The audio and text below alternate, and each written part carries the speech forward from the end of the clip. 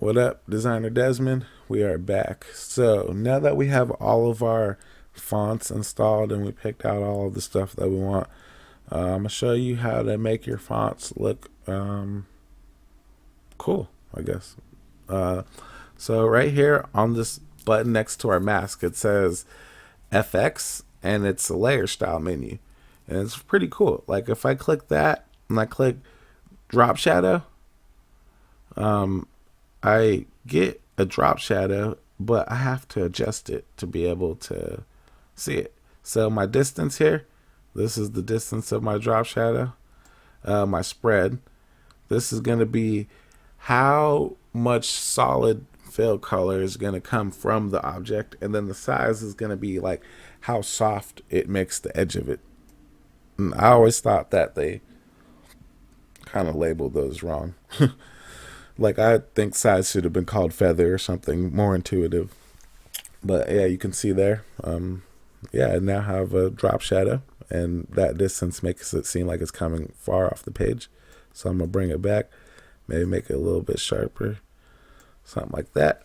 And then go ahead and just click all these boxes, and really just you can see what they do just by clicking and looking.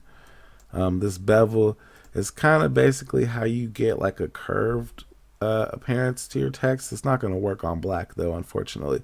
So what I'm going to do is I'm going to see if I can get a color overlay and then bevel it. Yep, there it goes. So if you look close, look at our edge here. Without our bevel, see, it just looks kind of flat. It's just like a cutout of a text. If I click bevel, I get some rounding going on. If I click style and try like emboss, makes it maybe a little thicker. Inner emboss, let's move our scale around. So the inner bevel looks like it's beveling the inner side of it, right?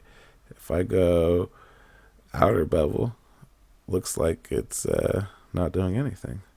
But it is. It's beveling the outside. The paper is what's getting beveled. The stuff around it, you have to look over here in the corners.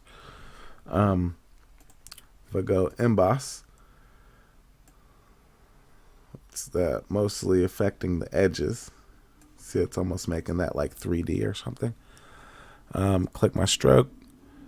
That's gonna make a stroke around it, of course. And then this is the size of the stroke, and whether the stroke is outside or inside the text or in the center, inside and outside. That's pretty much up to you. Your colors down here. For this menu, I really would just advise that you kind of play around with it, see what everything does. If I make our text white, then it makes it easier for you to see the inner shadow.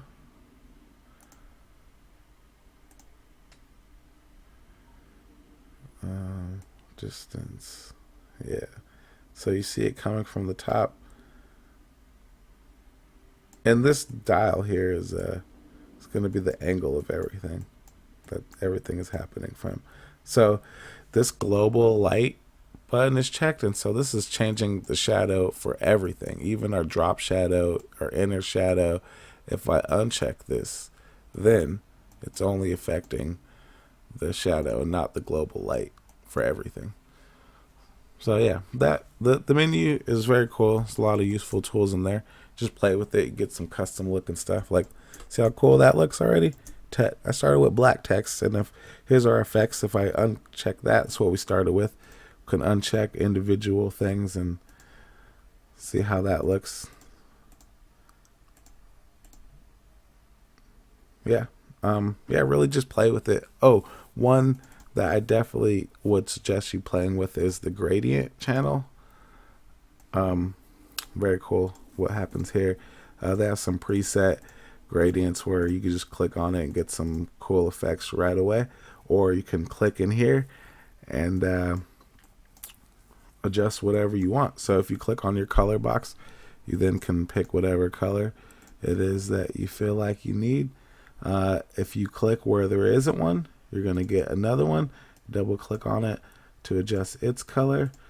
And if you click and pull down, you're going to delete one. So that's how that works.